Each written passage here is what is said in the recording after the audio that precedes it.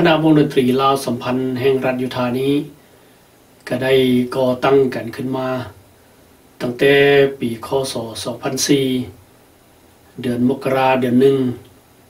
ก็มาฮอดมื้อนี้คือมื้อนี้ก็เป็นวันอาทิตย์วันที่12เดือน10ปีคศ2014ก็ถือว่าเป็นจำนวน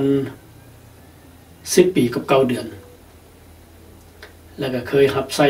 บริการพ่อแม่พี่น้องชาวรัฐยูทาห์เฮานี้ก็ออมแอม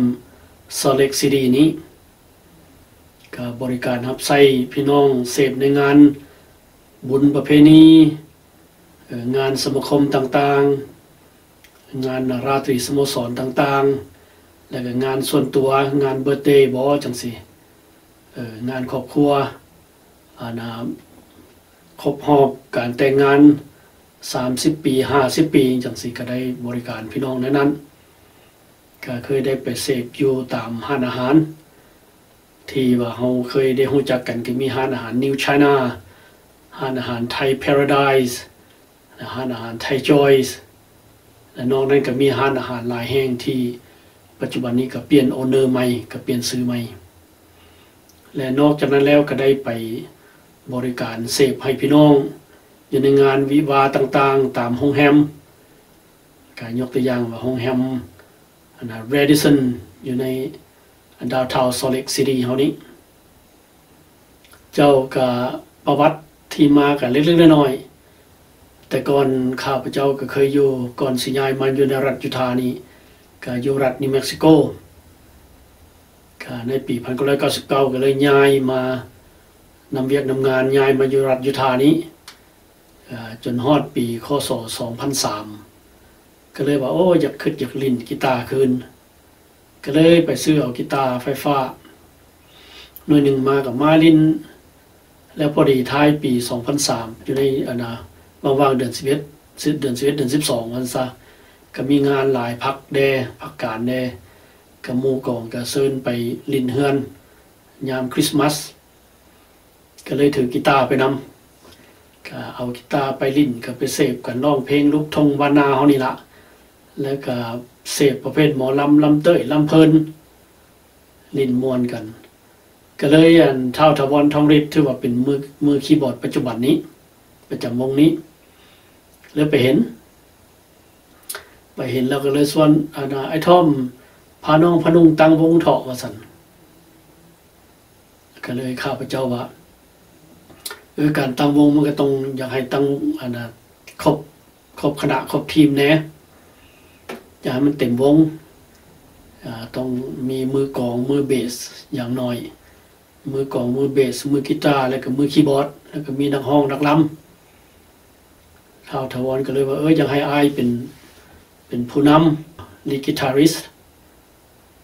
แล้วก็น้องนี่ก็สิเป็นผู้เล่นคีย์บอร์ดแล้วก็ร้องเพลงนำแล้วก็มือกลองก็มีทอซิดมือเบสเนี่ยก็สิได้เทรนทอเสยและนอกนั้นทอเสยก็เป็นหมอลำหมอห้องแน่นักห้องแน่และนักห้องฝ่ายผู้หญิงก็มีน้องอำพรแอนนี่ภาศักดานี้ก็คิดว่าเต็มวงแล้วว่าซั่นเท่าถาวรว่าก็เลยข้าพเจ้าก็เบิ่งก่อนเด้อสนะมันสิเป็นจังไดก็ประมาณได้เดือนนึงจนมาฮอดเดือนมกราท้ายเดือนมกราเดือน1ปี2004นี้ก็เลยมาร่วมกันเลยสร้างขึ้นมาเป็นดนตรีคณะวงดนตรีลาวสัมพันธ์แต่ว่า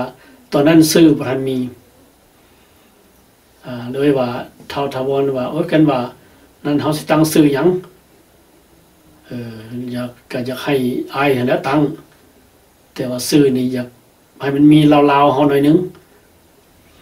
ก็ข้าพเจ้าก็คันลาวๆนี่ข้าพเจ้าก็เลยเสนอขึ้นว่าซั่นน่ะเอาวงดนตรีชื่อเฮานี่มันคณะวงดนตรีลาวร่วมสัมพันธ์ดีบ่ก็เลยจุเท่าเสยเท่าทาวรนางพรเท่าซิดนี่ก็ว่าก็เห็นดีแล้วก็แต่ว่ามันอยากย่อๆเขาอีกจักหน่อยคั่นว่าลาวร่วมสัมพันธ์นี่มันสิยาวโพดเลยว่าเอาลาวสัมพันธ์นี่ดีบ่ซั่นนะก็โอเคตกลงเห็นดีกันลาวสัมพันธ์นี่ก็เขาก็ซื้อดีละ หลังจากนั้นตั้งแต่นั้นมาก็เลยพากันไปเฮ็ดป้ายก็เลยตั้งขึ้นว่าเป็นคณะวงดนตรีลาวสัมพันธ์มาตั้งแต่เดือนมกราปี2004นั่นเลยจังซั่นก็แม่นที่ไปที่มาก่อนสิตั้งก็เป็นจังซี่พี่น้องวันนี้คือคณะวงดนตรีเก่าๆคือเท่าทาวรเท่าเสยเท่าซิดนางพรนี่เขาเจ้าก็เคยได้ลิ้นนำวงอื่นๆมาหลายแล้วแต่ว่าข้าพเจ้านี่ก็หาย้ายเข้ามาใหม่แต่ข้าพเจ้าก็เคยลิ้นอยู่เมืองลาวแต่เอามาฮอดตกมาอยู่ในสหรัฐอเมริกานี่ก็ปะมือมาก็เป็น20กว่าปี